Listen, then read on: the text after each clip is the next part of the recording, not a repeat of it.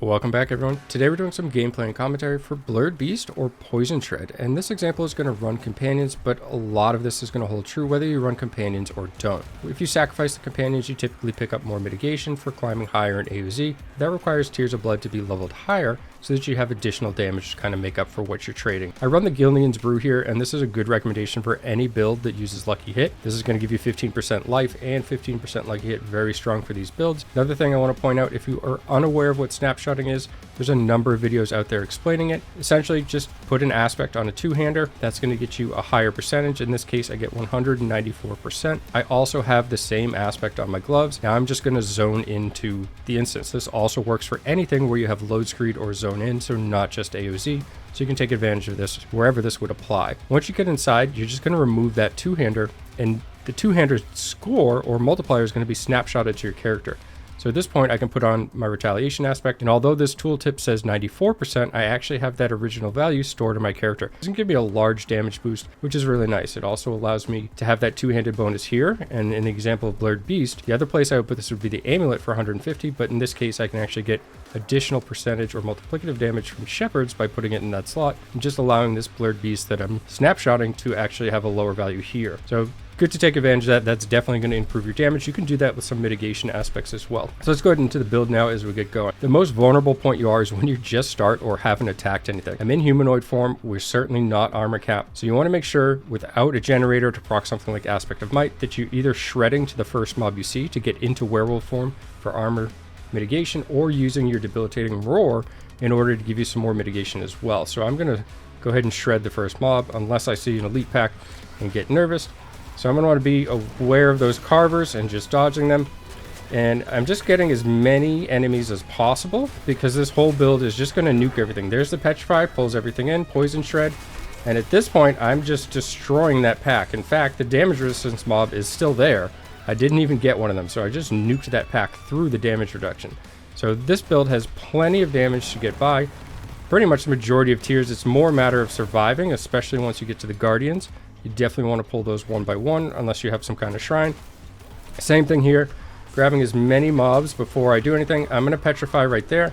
Poison Shred, I'm going to dash through to reduce the cooldown on my Petrify and give me a little bit of space. I don't really want to be meleeing the mobs. I want to make sure that I have a little bit of distance so that my Shred lunges towards them and can get that dash effect for additional damage. This is kind of a tricky spot here. So I'm just kind of backing away. And again, just letting that Petrify come back up. At this point, I have a lot of abilities on cooldown. You can always hang out. You will be well ahead of the timer unless you're pushing for a first time clear. So you don't have to rush around for the most part. You can really just play kind of cautiously, and don't be afraid to take time, whether it's before the Guardians or just before you enter another room. Put some damage reduction up on some more enemies. And I'm going to head down to this open section here, pull everything, Poison Creeper. And I need to get on the damage reduction mob there. And once that's down, everything pretty much falls. So, what else are we doing? Well, because we're constantly backing away, we need to be mindful of not only where we are on the screen, where our mouse cursor is, and also any effects that might be on the ground. So that's a big reason why you'll see that I often go to an open area before I Petrify. Because if I Petrify and pull everything to a clustered area that I have difficulty seeing, it's just going to make everything a lot harder. Again, shredding because I haven't used anything in a while, and I want to make sure that I don't die from that initial tick from the mobs because I'm vulnerable at that point. Need to let those carvers pop, and once they do, then I can worry about kind of getting my damage out as well. You can always back out and roar and then dash back in, and you see that I'm almost always going to an open spot. And that's the nice thing of Petrify as well, is you saw that secondary effect.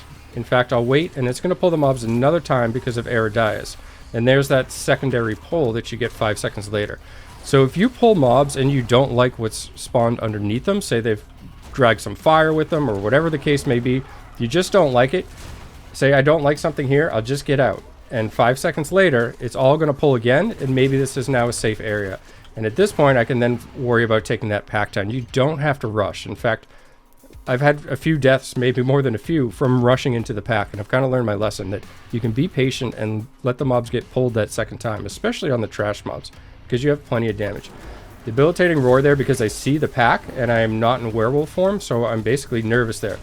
Now I'm going to dash through to reduce that cooldown on Petrify, and at this point I'm just going to start shredding. I also don't like fighting up against walls, so you can always back away, use that same tactic, and just pull things away. I don't want to be in the obelisk there, so I'm just going to kind of go down and grab more mobs. Not afraid of all the affixes at this point, and I can get this Petrify off cooldown just by dashing through some mobs and get a safer area to kill everything here, and just make sure that I'm staying alive more than anything. We're doing this at kind of medium speed, so to speak, as I'm talking my way through it, but you'll see that I'm well ahead of the timer, and the majority of time on this, for the most part, if you're doing a farm run, will be on the Guardians if you don't have a shrine. But if you're doing farm runs, it's obviously advised for any run to hold a shrine and save that for the end. But on farm runs, a lot of times you can just kill the Guardians without it. And we've seen that even on tiers as high as 10 with this particular build that I showed the other day. But I'm just going to clear them and try to get the finish here without a shrine, but in an open area. I'm letting these carvers blow up is what's going on, and why I'm running backwards. Now I want to fight the Guardians in the room to the southwest where I came from. So I just need to finish off enough of these mobs here and make sure that I don't go down in the process. But initially I was just dodging those carvers, and now I've kind of set myself up. And again, you would ideally have a shrine. I'm going to get 2 of them here. I could continue to kite. You can see some of the affixes, not terrible here, so long as I can get through the initial landing. And just like when you're fighting at the beginning of the instance or anything like that, that initial opening for the Guardians, even if you pull just one, is always the deadliest time, because you just don't have anything going, so to speak. And that's really the most difficult part of this build, is getting acquainted with surviving the initial engage. And again, that Guardian was up against the wall, still kind of against the wall, but not hugging it like they were. And that's just a really terrible spot. Like, this right here is terrible for this particular build. It's really hard to shred. Sometimes it kind of bugs out and doesn't even let you target them, and you're just kind of left standing there, and that's really a bad position to be for this particular build. So I just tried to shred that mob and could not, and then ended up walking by. And that's exactly what I was talking about. It's just gets these really awkward spots, so you need to be aware of that.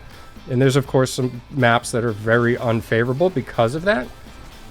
So just make sure that whatever you're doing, and you may want to reset if you're going for a first or whatever the case may be, but as long as you know about that, you'll be a little bit better off, because inevitably you'll have a mob that's up against a wall trying to dodge that orb. And in a situation like this, where I've got them in a narrow passage that I don't particularly want, hoping to get one more down here, and you can always go back to town if you're able to get a portal off, and I should be able to get one just with another dash here. And at this point I should be able to safely get a portal before they reach me. You can refresh your potions and kind of redo this. And again, obviously you'd want to shrine, and for the most part Guardians on this particular tier aren't that difficult for me. I usually just nuke them down in 1 or 2 petrifies, but occasionally the health pools are a little bit larger, and if anything, I'd rather show an example where that's the case. So we know we've got one there. Looks like he retreated, and again, I'm in this vulnerable state, so I want to make sure that I hit that roar immediately. I know that they'll both be susceptible to petrify there, so this is a good opportunity to burst. And you can see one goes down in that case, and a lot of times you can take all 3 down. I just seem to have unfortunately got a beefy set of Guardians here, which is fine.